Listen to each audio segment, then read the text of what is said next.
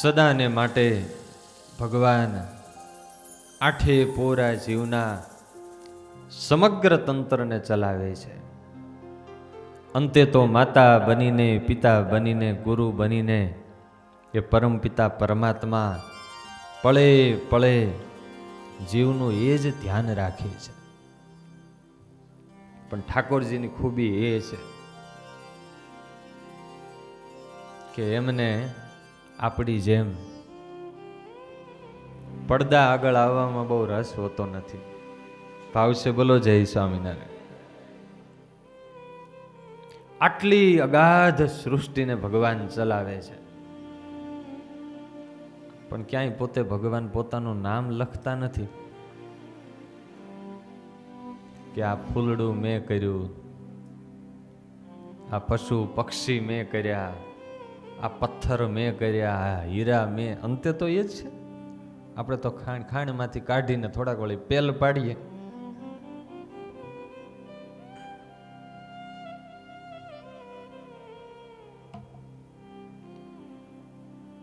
મારા અને તમારા જીવનમાં દ્રષ્ટિ કરીએ ને તો ખબર પડે. જીવનના ડોટ્સને મેળવતા શીખીએ તો એમ થાય કે ભગવાન અખંડ આપણી સાથે છે.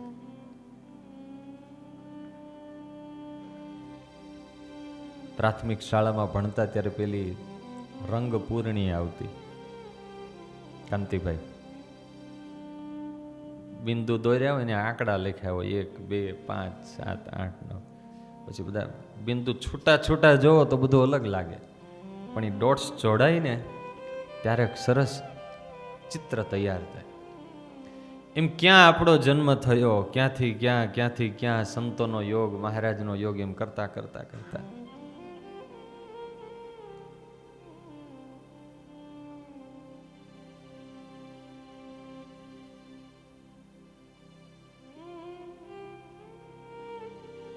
ઘણાને પ્રશ્ન હોય કે ભગવાનમાં હેત કેમ થાય? બહુ હેલું છે. કેમ થાય? તમને હેત થાય છે ક્યાંય? ઘણા ઠેકાણા છે. કઈ જગ્યાએ હેત થાય? જે આપણી કાળજી કરતું હોય ને, આપણું ધ્યાન રાખતું હોય, જેને આપણામાં રસ હોય. તપાસ કરો, તમારા સંબંધિતો 500 જણા હોય, પણ એમાંથી તમારામાં જેને રસ હોય એમાં તમને રસ હોય. સાચું કે ખોટું? પાડો એકદમ નજીકના હગા હોય પણ તમારી હામુય ના જોતા હોય, સુખ દુઃખના પ્રસંગમાં કંઈ, તો એમાં હેત ન હોય, વ્યવહાર રાખીએ. અને દૂરના હગા હોય પણ દેશકાળે આપણું ધ્યાન રાખતા હોય તો આપણને હેત થાય. તો ભગવાન તો આપણું કેટલું ધ્યાન રાખે છે.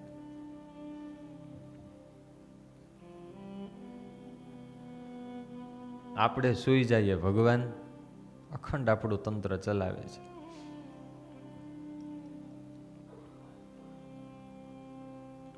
ત્યારે ભગવાન જીવનું પળે પળે ધ્યાન રાખે છે. જીવ કદાચ ભગવાનને ભૂલી જાય પણ ભગવાન કોઈ દિવસ ભૂલતા નથી. ગમે તેવો હોય, ગમે એવો પાપી હોય, તોય ભગવાન એને ભગવાન એવું રાખે છે કે આ બહુ પાપ કરે છે તો હાલો ભાઈ આને ખાવા નથી દેવું. ભગવાન એને જીવાડે છે કે ક્યારેક સુધરશે, ક્યારેક. પાપી નહીં ભગવાન જો જીવાડતા હોય તો એનો ભક્ત થાય, એનું તો ભગવાન જરૂર ધ્યાન રાખે. ત્યારે આજની કથાવાલા ભક્તજનો એવી છે, જેમના નામથી આ વડતાલ આખાએ એ જમાનામાં દિગંતમાં જેના નામથી ઓળખાતું એ જોબન વડતાલા, જોબન ભાયા, એના જીવન કવનની થોડી આ વડતાલની ભૂમિમાં બેસીને આપણે ઝાંખી કરીશું. ભગવાનના ચરિત્રો, એની કથા એ કરતાય મોટા સંતોનો એવો મત રહ્યો છે કે ભગવાનના સંતો અને ભક્તોના પ્રસંગો છે ને એ મુમુક્ષુ માટે વિશેષ પોષક છે. ભગવાનના ચરિત્રો કરતાય કારણ કે જે ભગવાનની આપણને પ્રાપ્તિ થઈ છે એ ભગવાનને રાજી કેમ કરવા, એને શું ગમે છે, શું નથી ગમતું, કેવી રીતે એને સેવા કરવી, એ ભગવાનના ભક્તોના ચરિત્રોમાંથી મળે. હમણાં ઉનામાં કથા હતી, નાઘેર લીલા. ત્યારે નાઘેર પ્રદેશમાં વિચરેલા મોટા મોટા સંતો, એના જીવન પ્રસંગો વાંચવાના થયા ત્યારે આપણને એમ થાય કે ઓહો, કેવા અદ્ભુત એ સંતો જીવન જીવી ગયા. સત્સંગનું કેટલું મમત્વ એ સંતોને. આ સભા મંડપના દર્શન થાય છે, આપણે તો સરસ બેઠા છીએ, પણ વાલા ભક્તજનો, આ સભા મંડપ એ જમાનામાં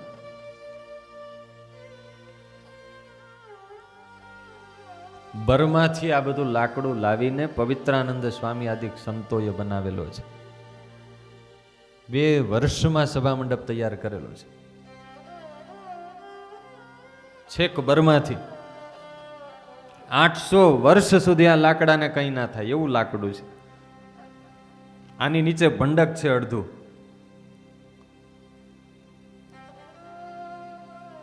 સંતોની જે ધર્મશાળા છે, જ્યાં ગોપાળાનંદ સ્વામી આદિ સંતોના આસન છે, અહીંયા અવારનવાર સંતો આવતા એટલે ઉતરવાનો પ્રશ્ન હતો. તો મહારાજે ભાઈ રામદાસ સ્વામીને આજ્ઞા કરી કે તમે સંતો માટે ધર્મશાળા તૈયાર કરાવડાવો. એ વખતે ભાઈ રામદાસ સ્વામીની ઉંમર 97-98 વર્ષની હતી અને 1875-76માં 98 વર્ષની ઉંમરે સ્વામીના હૃદયમાં સંતો પ્રત્યેનો કેવો મહિમા હશે, એવી વિશાળ ધર્મશાળા 98 વર્ષની ઉંમરે એને માથે રહીને કરાવડાવી.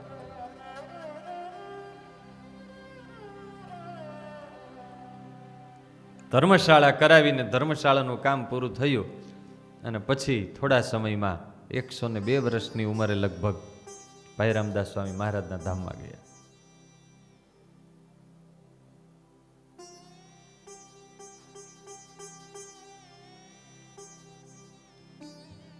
ત્યારે આ ભગવાનના સંતો ભક્તોના ચરિત્રો છે, એ વિશેષ મુમુક્ષુને માટે પોષક છે.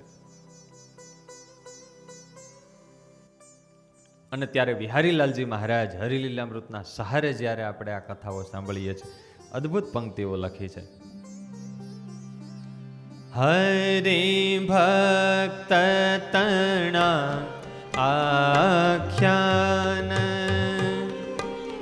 સુણીએ થઈને સાવધાન. હરિ ભક્ત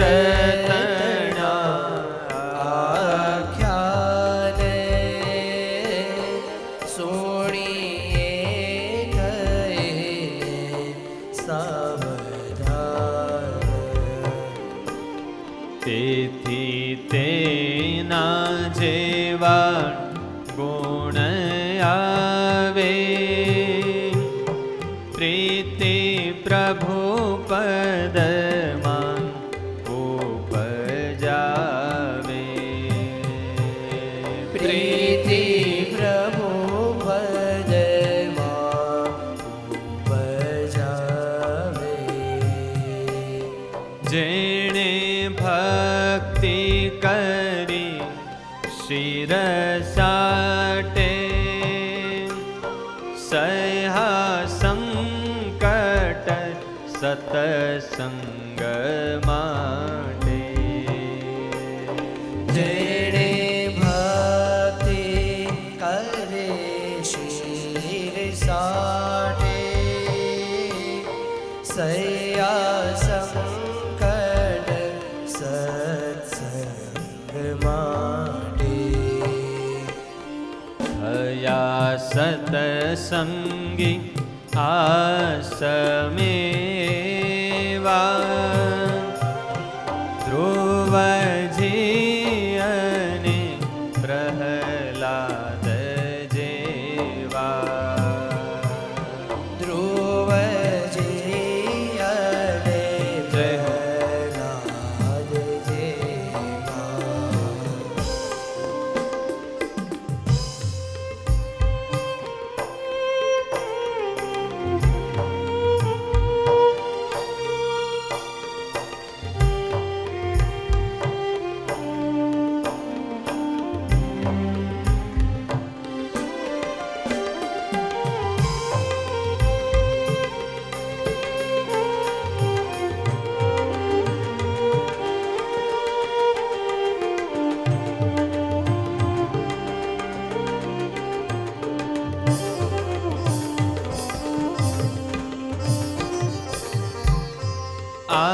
આવા સુણે જે આખ્યાન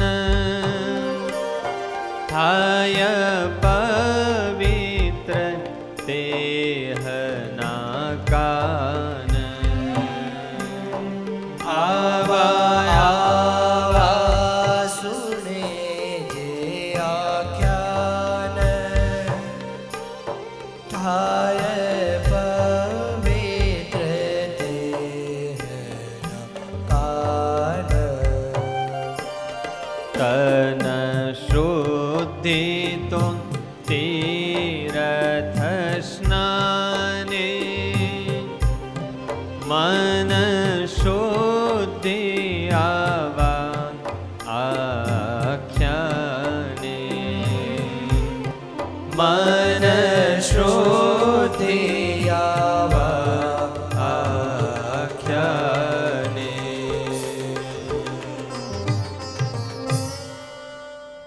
વિહારીલાલજી મહારાજે ઉન્મત્ત ગંગા મહાત્મ્ય નામનો ગ્રંથ રચ્યો છે, જેમાં 123મા અધ્યાયમાં જોબન પગીના પૂર્વ જન્મની કથા લખી છે.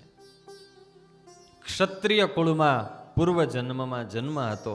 બહુ પવિત્ર જીવન, અતિ શુરવીર અને બુદ્ધિશાળી, ધર્મનું પાલન કરનારા, નીતિમત્તાથી કુળ પરંપરાનો વ્યવસાય કરતા, પરોક્ષ ભાવે ભગવાનનું ભજન કરનારા, ઉદાર સ્વભાવના, સાધુ સંતોમાં અતિ શ્રદ્ધાવાળા, પણ જાજુ ધન કમાવાની લાલચાથી પરદેશ કમાણી કરવા ગયા અને ત્યાં કુસંગનો ખરાબ સંગતનો યોગ થયો અને એને લઈને તમામ પ્રકારના દુરાચારોથી યુક્ત જીવન જીવતા થયા.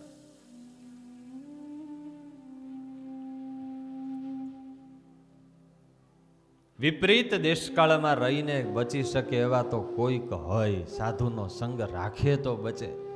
શાસ્ત્રીજી મહારાજ કહેતા, સ્વામી કે પરદેશ જાવ છો તમને ડોલર મળશે, ડોલર કમાશો પણ દીકરા ખોશો, એવું ઘણીવાર સ્વામી કહેતા.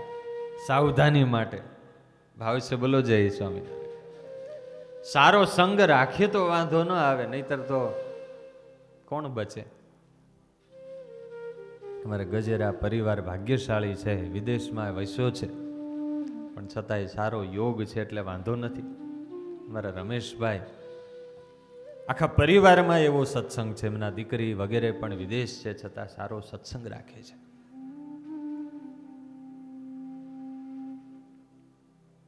આજે વિદેશમાં રહીને આપણા કરતા હવાયો સત્સંગ રાખનારા ઘણા દેશ વિદેશમાં પરિવારો છે. એને ભૂખ જાજી, કારણ કે આપણે તો અહીં સાધુ બહુ મળે અને ત્યાં તો સાધુનો દુકાળ, એટલે વધારે ખપ હોય. પણ જોબન પગીને કુસંગ લાગ્યો. ધન સંપત્તિ કમાણી કરવા ગયા તા,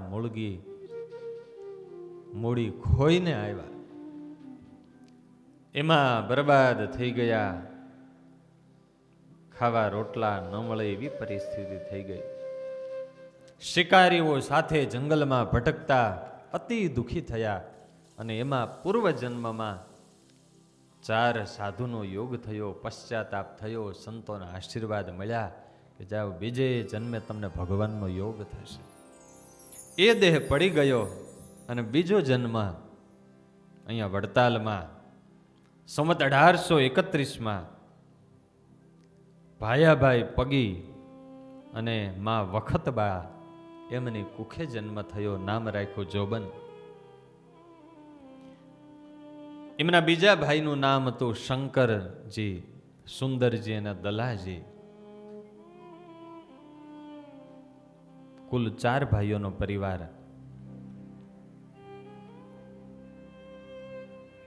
ચૌદ વર્ષની ઉંમરે નાંદોલી ગામના માવજી રાઠોડ એમના દીકરી તેજબા સાથે જોબન પગીના લગ્ન થયા. એમના પરિવારમાં મોટા દીકરી ઉજમબા, ત્યાર પછી રળિયાતબા, પછી દીકરા જગમાલજી, અમરસંગ અને સૂરજબા, 5 સંતાનો હતા. આ કુળમાં રળિયાતબા અને સૂરજબા, આ જોબન પગીના બંને દીકરીઓ, એમણે જ્યારે મહારાજ મળ્યા પછી મહારાજની ઓળખાણ થઈ પછી પરણેલા પતિનો ત્યાગ કરી અને આજીવન બ્રહ્મચર્યનું પાલન કરી અને મહારાજની ભક્તિ કરેલી. મોટા પુત્ર જગમાલજી એના લગ્ન ભૂમેલના ક્ષત્રિય નાનાજીના પુત્રી ઇજ્જતબા સાથે થયા હતા. અમરસંગ એમના લગ્ન લીંબાસીના ચાવડા માલાજીની પુત્રી નાથીબા સાથે થયા.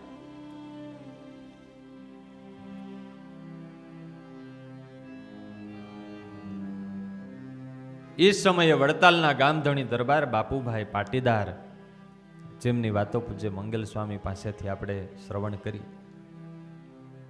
આ પાટીદારોનું ગામ અને મોટા ભાગની મંદિરની જગ્યાઓ આ પાટીદાર ભક્તોએ સત્સંગને આ વડતાલને અર્પણ, મંદિરને અર્પણ કરે. આખું એ વડતાલ ગામ એ સદાચારી, સાધુ પ્રેમી, સંત પ્રત્યે સેવાની ભાવના વાળા, સંતોષ, સદાચાર, સહકારની ભાવનાથી જીવન જીવતા. પણ કમનસીબે એકવાર આ ગામમાં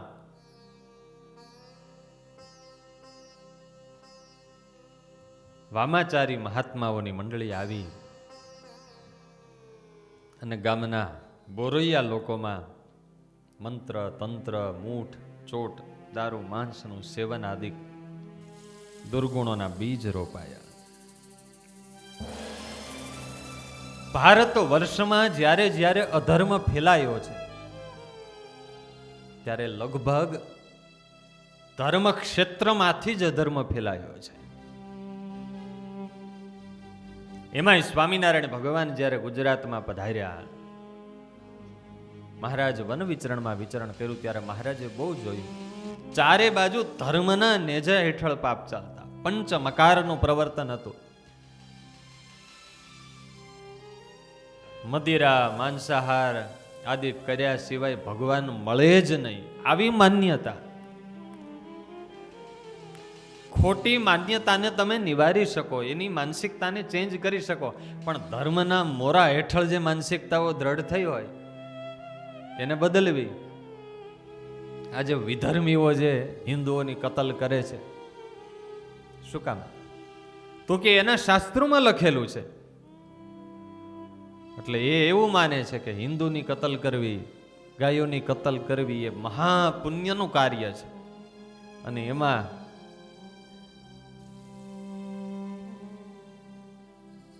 મોટી પ્રસન્નતા છે, મોટું પુણ્ય પ્રાપ્ત થાય છે. એ માનસિકતાને કેમ બદલે? એટલે સારા એ જગતમાં અમુક વિચારધારાઓ પ્રવર્તતી હોય અને એ વિચારધારાને તોડવી.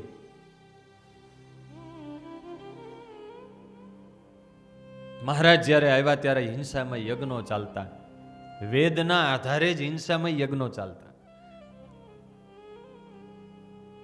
અને પવિત્ર બ્રાહ્મણો પરંપરા એવી ગોઠવાયેલી. મહારાજને બહુ જહેમત પડી. આ વડતાલ ગામ આખું સદાચારી હતું, શ્રદ્ધાવાળું હતું અને એમાં જે ભગવા વસ્ત્રમાં આખૂટ સમાજને શ્રદ્ધા રહેલી છે એ ભગવા વેશધારી મહાત્માઓએ આવીને જ દુર્ગુણોના, કુસંગના બીજ રોપ્યા.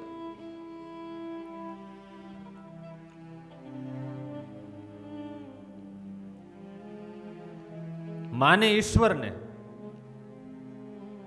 ઈશ્વરની જ આરાધના કરે અને છતાંય પાછો ભેગો આ બધું ત્યાં સુધી કે આંગણે આવેલ અતિથિને માટે,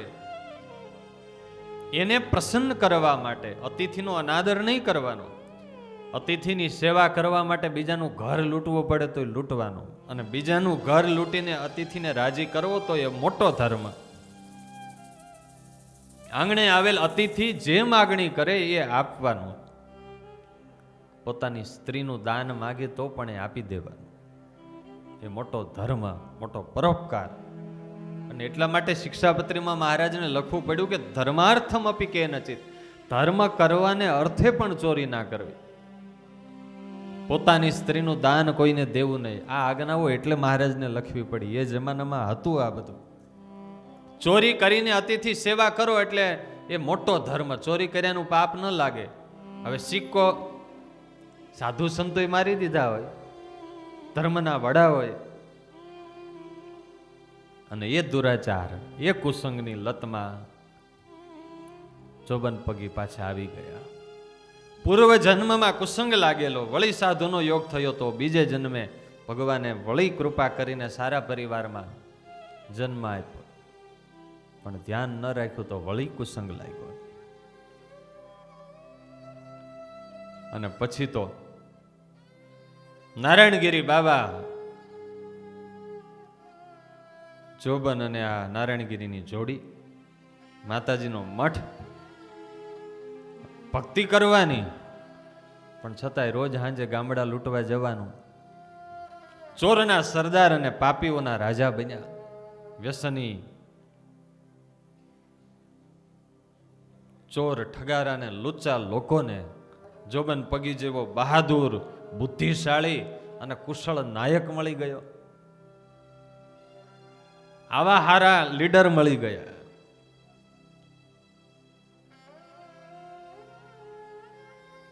અને તમામ પ્રકારના દુર્ગુણોથી, દુરાચારોથી યુક્ત થયા.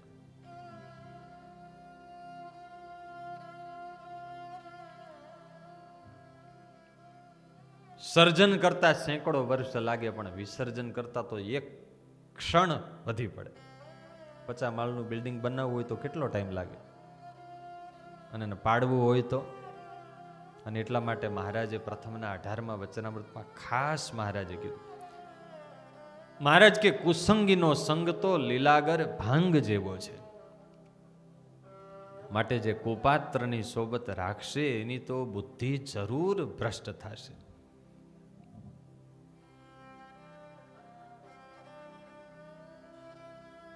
ઘણીવાર ભગવાનના ભક્તો હોય, સાધુનો સત્સંગ કરે, અને વળી સંસારમાં જાય તો ત્યાંય એટલે મેળ ન પડે. 2 પેન્ડલ આમ મારે ને 2 ઊંધા મારે, સમજાય છે ને. એકવાર એકડો આમ ઘૂંટે ને એકવાર આમ ઘૂંટે. આવશે બોલો જય સ્વામિનારાયણ.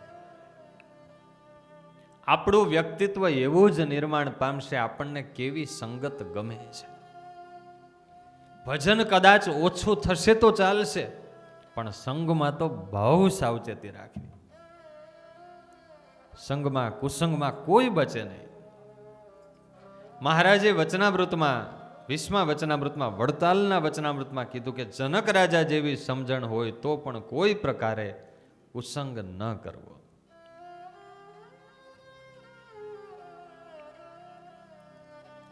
નિષ્કુળાનંદ સ્વામીએ લખ્યું છે, પય સાકર સુંદર ત્યાં લગે, જ્યાં લગે ન ભળી લાળ ભોયંગની.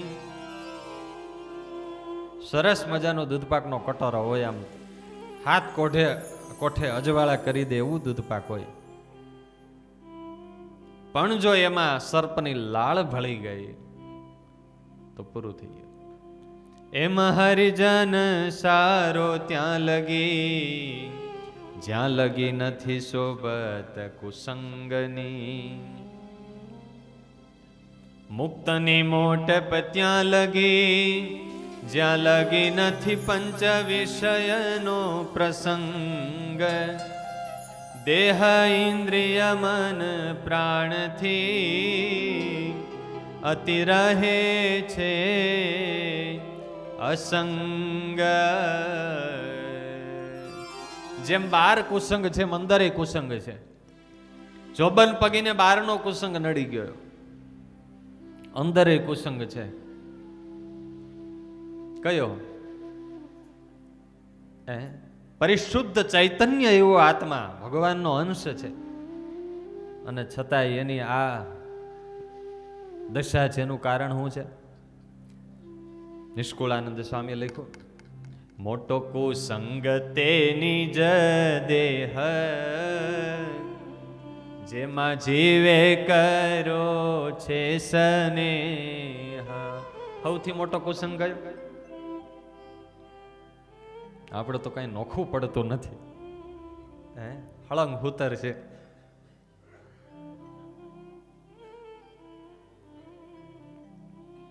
બહારના કુસંગથી ચેતવું, ખરાબ વ્યક્તિઓના સંગથી ચેતવું, અને અંદરના કુસંગથી ચેતવું. સૌથી મોટો કુસંગ આ દેહ, ઇન્દ્રિયો, અંતઃકરણ છે, પણ દેખાતું નથી. વીછણ જોઈ છે? વીછણ કેટલાય જોઈ છે, વીછી નહીં. હા, ઓકે. વિયાયેલી વીછણ જોઈ છે? કેટલાય જોઈ છે? સરસ. જેને બાકી છે ને એ ક્યાંક ગોતજો. એટલા માટે ખબર આપણને સમજાય. નિષ્કુળાનંદ સ્વામીએ વીછણનું દ્રષ્ટાંત દીધું. વાસ વીછણ વિયા જણે, સુકે એક મૂકે શરીરને, તેમ કુસંગ અંગ માયાવતા, મારે મોટા મુનિ ધીરને. તરવડા હતા અમે, કથા ચાલતી હતી બાજુના ગામમાં, શાસ્ત્રીજી મહારાજની જન્મભૂમિ, અને એમાં બગીચામાં બરોબર વીછણ, એટલે આપણે તપોમૂર્તિ ઘનશ્યામ જીવન સ્વામી ખરા ને, આ સ્વામીએ કરી ભગતને કહીને એને એક ડોલની અંદર લેવડાવી કે આ સ્વામી કે આ નવેઢિયા, જૂના સંતો એમ કે ને, આને આ દ્રષ્ટાંત કેદી સમજા હે. આ નિષ્કુળાનંદ સ્વામીએ લખ્યું. એટલે નાના નાના બધા સંતોને બોલાવીને સ્વામીએ ઈ કડી ગાઈને એ સમજાવ્યું. વીછણ જ્યારે વિયાય ત્યારે એના બચ્ચા છે એની માનું જ પેટ ઈ ખાય અને બહાર નીકળે. 15-20 બચ્ચા, નાનકડી વીછણ હોય તો 15-20 બચ્ચા હોય, અને એ માનું પેટ જ તોડીને ખાઈને બહાર નીકળે. જે માએ જન્મ દીધો, ગર્ભમાં 9 મહિના રાખ્યા, એ જ માને ખાય અને પોતે મોટા થાય. આ ઇન્દ્રિયો અંતઃકરણ આવા જ સમજાય છે ને.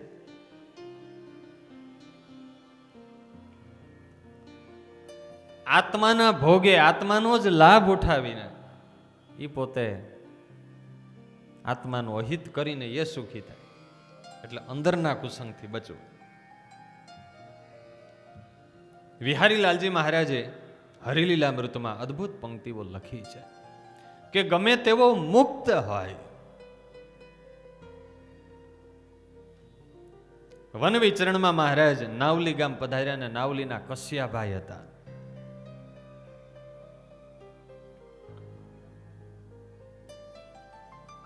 એના પિતા બહુ ધર્મિષ્ઠ હતા, સુખી હતા, બહુ મોટા કારોબાર ચાલતા. સુખી થયા, ધંધામાં લાભ થયો અને બ્રહ્મ ભોજન રાખ્યું મહી કાંઠે, અને બ્રહ્મ ભોજન ચાલતું હતું ને એ વખતે નીલકંઠ વર્ણી પધાર્યા, મહારાજને જમાડ્યા. આવા બાલુડા જોગી જમ્યા એટલે લાલદાસ પટેલ, કશ્યાભાઈના પિતા, એને અંતરમાં આનંદ થયો કે આવા બાલુડા જોગી જમ્યા. મહારાજે રાજી થઈને માગવાનું કીધું કે લાલદાસ ભાઈ કંઈ માગો. કંઈ ના માગ્યું. એ વખતે બ્રાહ્મણોએ કીધું કે બાલા જોગી, આ લાલદાસ પટેલને બધી રીતે ભગવાનની કૃપા છે, પણ શેર માટીની ખોટ છે. બાલુડા જોગી નીલકંઠ પ્રભુએ આશીર્વાદ દીધા કે જાઓ પટેલ, એ અમે આશીર્વાદ દઈએ છીએ, તમારે ઘરે મુક્તનું અવતરણ થશે. અને મહારાજ નીલકંઠ પ્રભુના આશીર્વાદથી એમને ત્યાં કશ્યપભાઈનો જન્મ થયો. નાનપણથી એવા કૃષ્ણ ભક્ત, યુવાની અવસ્થામાં સખત બુદ્ધિવાળા, તીવ્ર બુદ્ધિશાળી, એવી ભગવાનની ભક્તિ કરે, દેવ દર્શને જાય, મંદિરે જાય, ભગવાનની પૂજા કરે. પણ એમાં એક નિરાકારવાદી સંન્યાસીનો યોગ થઈ ગયો. ગામમાં આવ્યા અને આ બુદ્ધિશાળી એટલે એવી કોઈ વાતો કરે લોજિક લડાવીને, એટલે એને ગમે એટલે બેસવા જાય. 18-20 વર્ષની યુવાની અવસ્થા, એવી નિરાકાર બ્રહ્મની વાતો કરે કે આ જગત મિથ્યા છે, બ્રહ્મ એક સત્ય છે, આકાર માત્ર ખોટા છે, ઈશ્વરનો કોઈ આકાર જ નથી હોતો. સોહમ હંસા, જીવ જ્યારે એને ભાન થઈ જાય તત્વમસી તે જ તું છો, તો જીવ એ જ શિવ થઈ જાય છે. જીવ પોતે જ ઈશ્વર છે. અને એનો સંગ લાગતા લાગતા બધું પૂજા પાઠ, બધું મંદિર, દેવ દર્શન બધું છૂટી ગયું. આપણે જ પોતે ઈશ્વર છીએ. ભગવાનની જે ભક્તિ કરતા હતા એ નાસ્તિક થઈ ગયા હતા. કોણ? નીલકંઠ વર્ણીના આશીર્વાદથી જન્મેલા અક્ષર મુક્ત તુલ્ય હતા. પછી મહારાજે ભગવદાનંદ સ્વામીને, મહારાજની પ્રેરણાથી ભગવદાનંદ સ્વામી ગયા. 3 દિવસ અને 3 રાત્રિ સુધી અખંડ કશિયાભાઈ સાથે 18-20 વર્ષના જુવાન કશિયાભાઈ ને આ બાજુ ભગવદાનંદ સ્વામી 3 દિવસ સુધી ગોષ્ઠી ચાલી, સત્સંગ ચાલ્યો. એવા ધારદાર પ્રશ્નો પૂછે. ભગવદાનંદ સ્વામી ચોખ્ખા તો કરવા ને બધી માનસિકતા, અને પછી પાછા સત્સંગના રંગે રંગાયા. જોબન પગીને પણ એવું થયું. શ્રદ્ધાવાળા હતા ને શ્રદ્ધાવાળા ખાસ ચેતવું. ખોટી જગ્યાએ શ્રદ્ધા જો થઈ જાય ને તો એને બદલાવી બહુ અઘરી. અને ત્યારે નિષ્કુળાનંદ સ્વામીએ લખ્યું છે લીલામૃતમાં બિહારીલાલજી મહારાજે લખ્યું,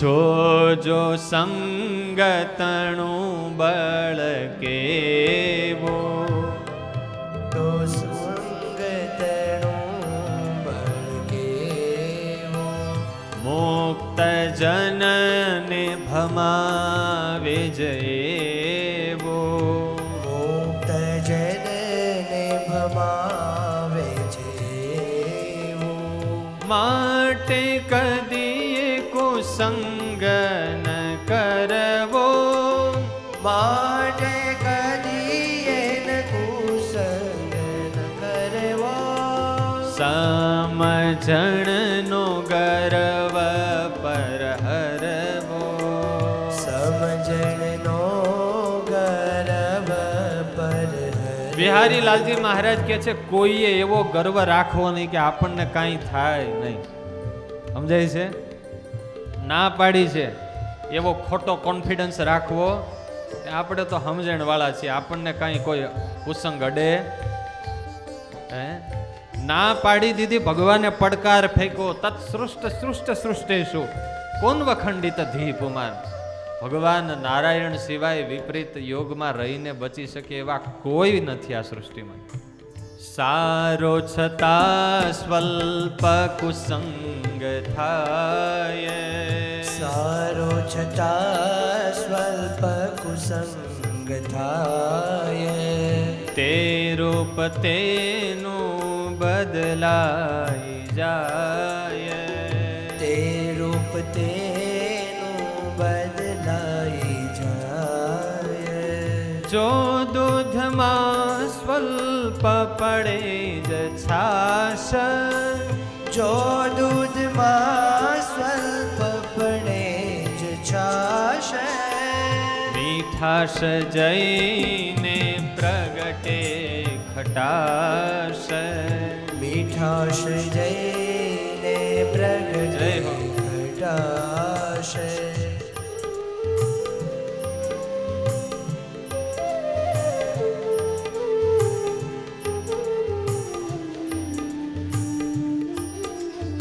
કુસંગ એની એક ખાસિયત હોય છે, એનું પ્રમાણ બહુ ઓછું હોય. નેગેટિવ તત્વ છે ને, નાશક તત્વ, એનું પ્રમાણ બહુ ઓછું હોય. માણસને તંદુરસ્ત કરવા હોય તો કેટલું ભોજન કરે, કેટલા વર્ષો સુધી કાયમી આમ ધ્યાન રાખે ત્યારે ફિટ થાય. અને પછી માણસને મારવો હોય તો અડધી ચમચી ઝેર કે એક ઝેરનું ઇન્જેક્શન. દૂધ કેટલું હોય હે, પણ એક ચમચી એમાં છાશ કે દહીં મેળવણ ભળે.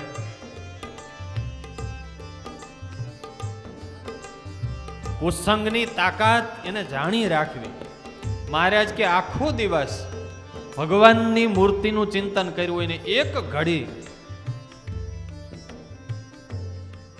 દૂષિત વિષયનું ચિંતન કરે તો આખા દિવસની કરેલી કમાણી ઉપર ધૂળ મળી જાય.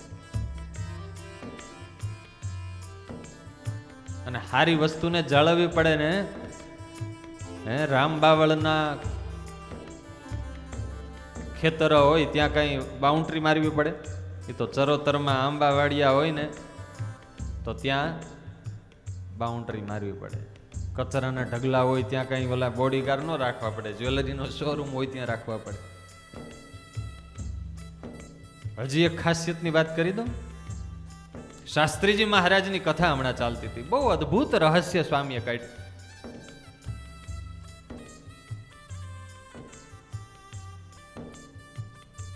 આસુરી સંપત્તિ જન્મે ક્યાંથી?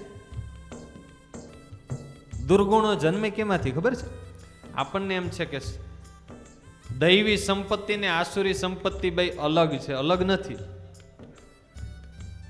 દૈવી સંપત્તિમાંથી જ આસુરી સંપત્તિ જન્મે છે, સદગુણોમાંથી જ દુર્ગુણો જન્મે છે. ભાવશે બોલો જય સ્વામિનારાયણ. એટલે દુર્ગુણી છે એ તો દુર્ગુણી જ છે, પણ જે સદગુણી છે, જેને કાંઈક ધર્મ ગમે છે, ભક્તિ ગમે છે, સદાચાર ગમે છે, એને જાજી સાવચેતી રાખવી પડે, નહીતર એમાંથી જ દુર્ગુણો જન્મે.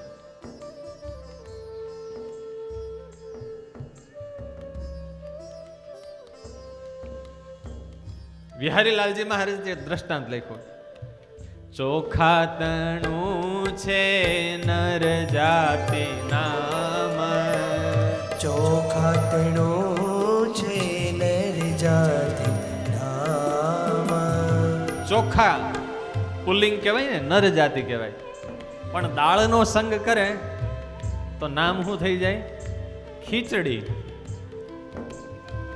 જો દાળમાં જય કરશે વિરામ, જો દાળમાં જય કરશે વિરામ, તો તે હનુ સૌ પુરુષત્વ જાશે, તો તેનું સૌ પુરુષત્વ જાશે. ખરેખરી તો ખીચડી ગણાશે, ખરેખરી તો ખીચડી ગણાશે. કુસંગ જો અંગ કરે પ્રવેશ, કુસંગ જો અંગ કરે પ્રવેશ. ધર્મી તણો ધર્મ રહે ન લેશ, ધર્મિતનો ધર્મ રહે ન લેશ. જો ધર્મ રાજા બહુ જાણનાર, જો ધર્મ રાજા કોણ? યુધિષ્ઠિર મહારાજ કેવા ધર્મિષ્ઠ હતા, પણ કુસંગનો સંગ લાગ્યો કૌરવોની હારે. જુગારી સંગે રમિયા જુગારે, જુગારી સંગે રમિયા જુગારે. ગુરુ મહારાજ એક સરસ વાત કરે, આપણે કેટલો ધર્મ પાલન કરીએ છીએ એ મહત્વનું નથી. બહુ સમજવા જેવું છે. કેટલો ધર્મ પાલન કરીએ છીએ મહત્વનું નથી, પણ અધર્મ કેટલો સહન નથી કરી શકતા એ મહત્વનું છે. કેટલો સત્સંગ કરીએ છીએ એ મહત્વનું નથી, એટલું કુસંગથી કેટલા છેટે રહીએ છીએ.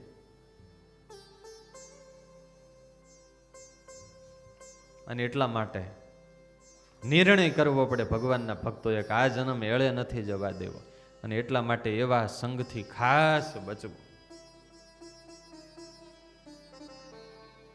અને એમાંય ઘણા છે ને બહુ નાજુક હોય,